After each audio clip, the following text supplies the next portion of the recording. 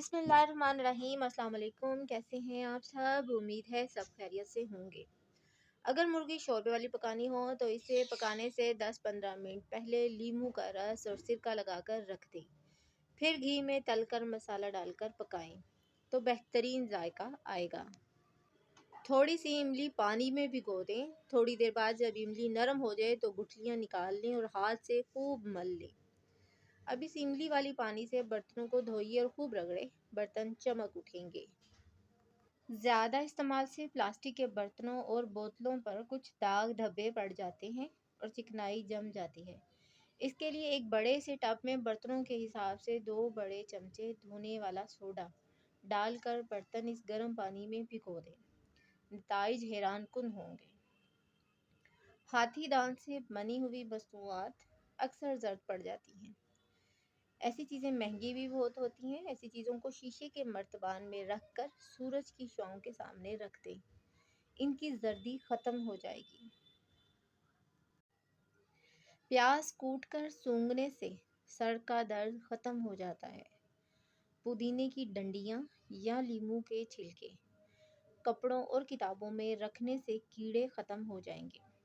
मौसम गर्मा में तकिए में अगर थोड़ा सा काफूर मिला दिया जाए तो इससे तकिया ठंडा भी हो जाएगा और खटमल भी नहीं पड़ेंगे।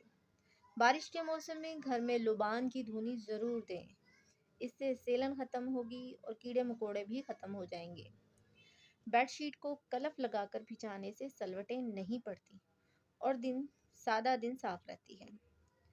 अगर कपड़ों पर चिकनाहट लग जाए तो इस पर खूब पाउडर छिड़क कर इस्त्री कर लें, फिर वॉशिंग पाउडर से धो लें। चिंगम के दाग, बबल के दाग छुरी को ज़रा सा गर्म करके पहले चिंगम को उतारें, फिर मुतासरा हिस्से पर स्प्रिट लगा दें और साबुन से रगड़ कर धो लें तो चिंगम भी उतर जाएगी और दाग भी नहीं रहेगा। चांदी के जेवरात को काले होने से बचाएं।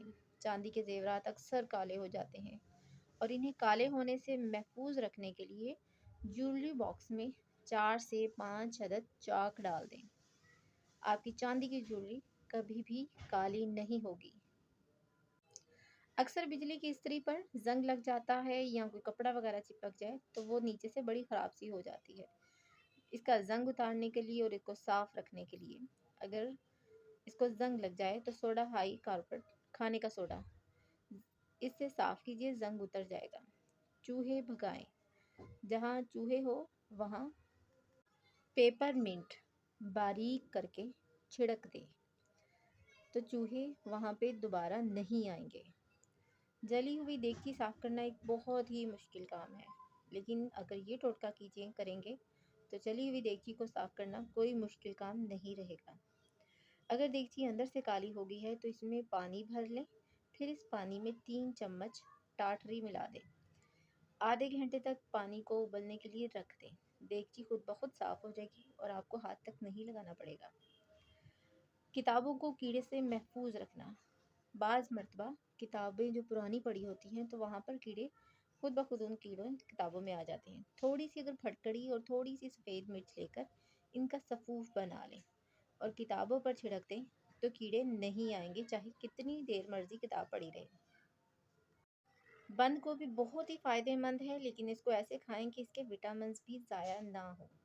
बंद गोभी जब भी पकाएं तो धोकर काटें, क्योंकि काट कर धोने से तमाम इसके विटामिन ज़ाया हो जाते हैं और कोई भी बेनिफिट नहीं मिलता। बैंगन काट कर कुछ देर के लिए रख दें तो इनकी रंगत स्याह पड़ जाती है। अगर इन्हें काटने के बाद नमक मिले पानी में भिगो दिया जाए तो रंगत तब्दील नहीं होती। कुछ लोग अक्सर 3-4 दिन की सब्जियां इकट्ठी ले आती हैं तो बाद में आस्ते आस्ते इनकी रंगत ख़राब हो जाती है। अगर सब्जियों पर थोड़े से पानी में सिरका मिलाकर सब्ज़ी पर छिड़क दिया जाए तो सब्ज़ी 1 हफ्ते तक ताज़ा रहती है। हाथों से लहसुन, धनिए, प्याज और मिर्चों की बू दूर करने के लिए टूथपेस्ट हाथ पर मलकर धो लें तो हाथों से इनकी स्मेल नहीं आएगी। थके हुए पैरों को आराम देने के लिए अक्सर काम के बाद हमेशा पाँव बहुत ज़्यादा थक जाते हैं, क्योंकि इंसान का सारा वज़न तो पैरों पर ही होता है। थकावट दूर करने के लिए पानी में लीमू के चंद कतरे शामिल करके इसमें पाँव डिप कर दें। تو پاؤں کی تھکاوٹ بہت جلدی ختم ہو جاتی ہے اور انسان ریلیکس فیل کرتا ہے۔ اگر ہچکی آ رہی ہو تو لونگ کھا لیں یا پھر ایک گلاس پانی پی لیں تو ہچکی رک جاتی ہے۔ ہچکی نہ بھی روکیں تو کوئی مسئلہ نہیں، ہچکی صحت مند معدے کی نشانی ہے۔ گلدان کے پانی میں اگر صابن کے کچھ ٹکڑے ڈال دیے جائے تو پھول دیر تک تازہ رہتے ہیں۔ اگر لیمو لمبے عرصے تک محفوظ رکھنے ہوں تو ہر لیمو پر موم کا ایک قطرہ ٹپکا دیں اور پھر انہیں فریز کر دیں۔ لیمو جلدی خراب نہیں ہوں گے۔